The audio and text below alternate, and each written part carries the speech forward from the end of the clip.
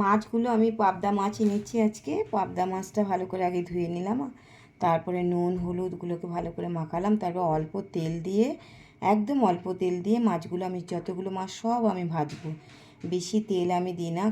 তারপর হচ্ছে আদা আর লঙ্কা বাটা দিয়েছি, হ্যাঁ, আদা লঙ্কা বাটা, তার সঙ্গে একটু গোলমরিচ দিয়েছি।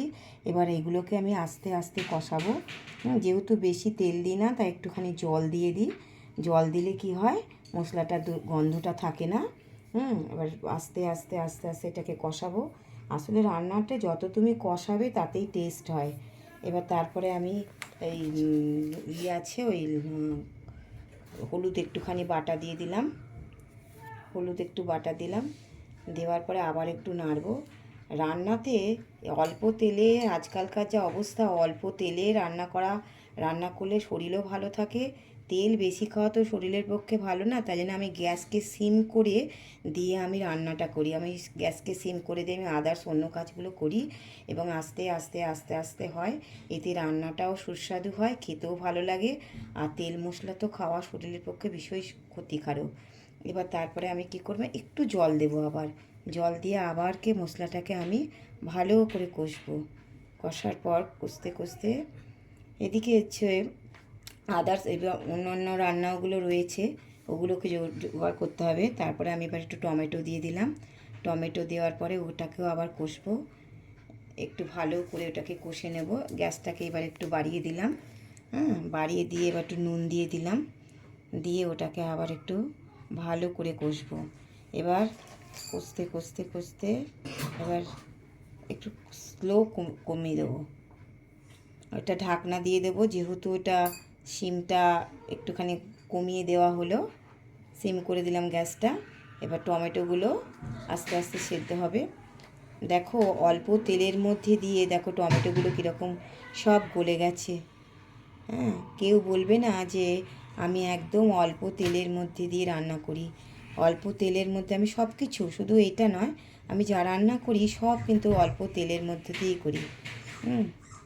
দেখো কি একদম মেল্ট হয়ে যাচ্ছে, কেউ করবে না, দেখো একদম হয়ে যাচ্ছে। এইভাবে আমি কিন্তু সব রান্নাগুলোই কমপ্লিট করি। তারপরে দেখ,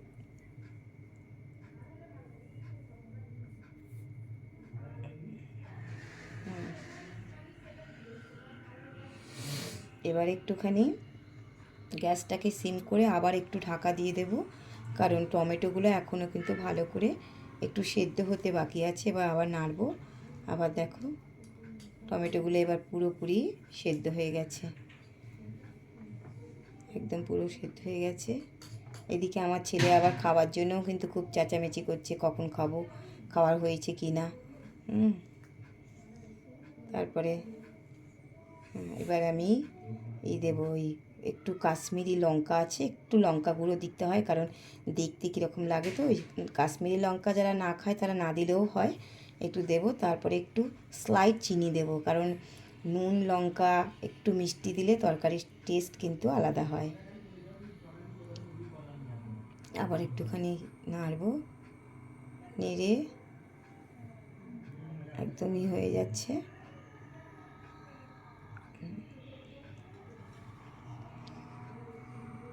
কম তেলে যারা এটা রান্নাটা খায় তারা কিন্তু দেখলে খুব উপকৃত হবে। আর তাছাড়া ননস্টিকেরতে বেশি তেলও লাগে না, একদম যদি ব্রাশ দিয়ে ওয়াশ করে না হয়, কম তেলের মধ্যেই এই রান্না হয়ে যায়। এবার গ্যাসটাকে আবার একটু সিম করে দিলাম, দিয়ে এবার আবার একটু নাড়লাম, নেড়ে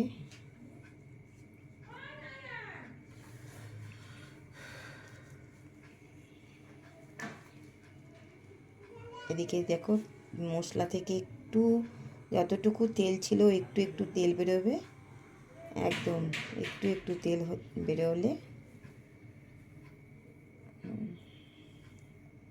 এবার আমি মশিল ধোয়া যে জলটা ছিল ওটা দিয়ে আবার একটু নেড়ে দেব। এই পাবদা মাছ, শীতকালে পাবদা মাছ তো খেতেও ভালো লাগে, আর শীতকালে সবজিও যেমন খেতে ভালো লাগে, তার সঙ্গে মাছ আর তো পেঁয়াজ ছাড়া যারা পেঁয়াজ রসুন দিয়ে করে তারা আবার এর মধ্যে পেঁয়াজ রসুন দিয়েও করতে পারে, তার টেস্টও আলাদা রকম হয়। আমি পেঁয়াজ ছাড়াই করেছি, শুধু আদা আর জিরে বাটা, আদা জিরে বাটা আর টমেটো ধনে পাতা দিয়ে। এবার জল দিয়ে এবার করে দেবো, আবার জলটা দেবো, আর একটুখানি সামান্য হয়তো জল দেবো।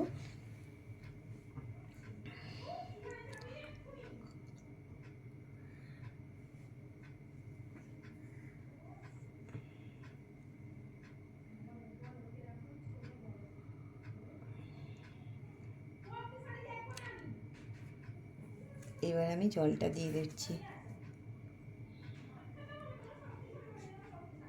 জলটা দিয়ে এবার একটু নেড়ে দেবো, নেড়ে মাছটা দিয়ে দিলাম, দিয়ে নামিয়ে নিলাম। দেখো